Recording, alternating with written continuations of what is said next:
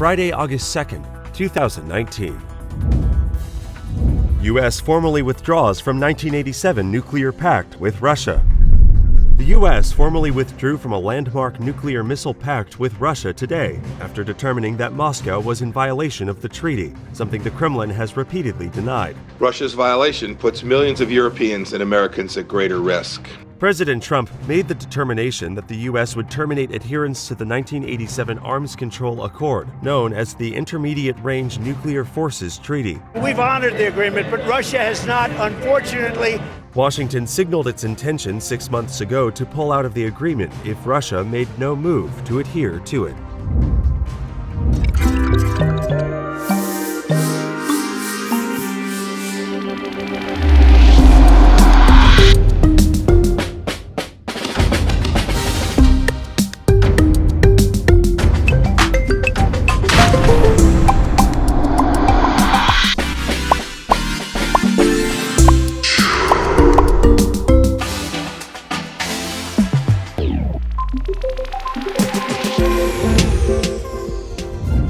With 47 days to go until the September 17th national vote, all 32 parties set to run in the election have been registered with the Central Elections Committee.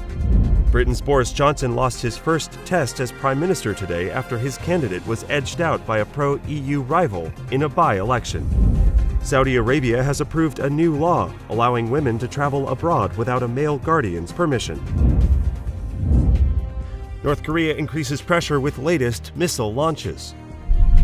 North Korea fired missiles for the third time in 8 days, a series of launches that analysts say are designed to improve military capabilities and pressure the U.S. and South Korea.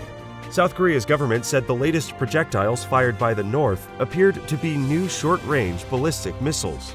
A U.S. official said U.S. intelligence had detected at least one projectile and possibly more that did not pose a threat to North America. Short-range missiles, we never made an agreement on that.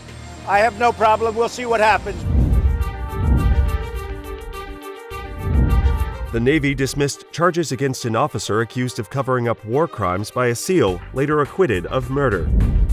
One person is dead and at least 5 were injured in central Kentucky after a gas line ruptured and produced a fireball that could be seen around the region early Thursday. Baltimore residents have pushed back against President Trump while acknowledging its own problems. Justice Department won't prosecute James Comey. The Justice Department Inspector General's office referred former FBI Director James Comey for potential prosecution over his handling of memos that the FBI later determined contained classified information. But Justice Department prosecutors declined to prosecute Comey, in part because they didn't believe there was evidence to show Comey knew and intended to violate laws on handling classified information. At issue were memos that Comey shared with a friend and attorney, Daniel Richman, who then shared the information with a New York Times reporter.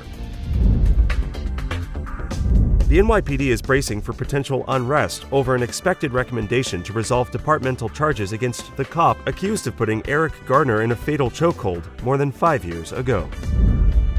The Department of Education has rolled out a new race-based school curriculum policy for New York City. New York Governor Andrew Cuomo signed a bill Wednesday that bans school districts from arming teachers.